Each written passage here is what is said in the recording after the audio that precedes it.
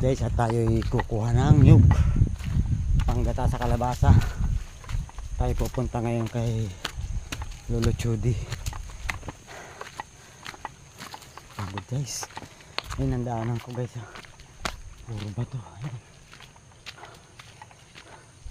Ngayon ay kukuha tayo ng panggata para naman panggata sa kalabasa at sasahugan ng tinapa with sardinas. Bago nyo panoorin itong video na to guys, like and share, comment na rin para maraming matulungan, maraming akong matulungan sa tulong din nyo. Yan po, like and share, subscribe na rin po. Yan guys, at yung pangangaahunin ko. Yan guys, oh, napakarami niyang bato.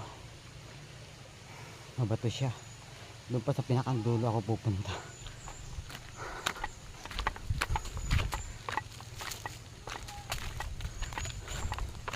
Para makakuha ng panggatan. Kasi medyo malayo guys, kasi dito kuhaan ng nyug. Medyo malayo.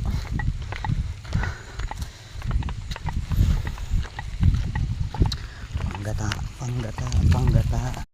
Yan nga guys, continue video, continue. Yan nga guys, nakahingi tayo ng 2 buo na nyug. Ito siya. Ang lalaki niya guys, di ba? Ang lalaki. Baka hindi pa ito makagata ng kalahati ng kalabasang nabili namin guys. Mahirap talaga ang buhay pag wala kang pambili ng nyug. Kaya hulingi ako ng nyug. Ito nga na kuha ko. Pero alam nyo guys, marami nakakalat na nyug. Marami kinawit na nyug, pero ayoko naman magbawas sa ganun. Ayoko naman magbawasan yung kinawit nila doon. At alam ko rin na nandun yung panungkit. Pero sabi ng may-ari sa akin, wala daw yung panungkit. Kaya alam ko na. Hindi naman sa pag-uusga ng tao guys. Pag na magsalita ang tao, parang ayaw yun magbigay.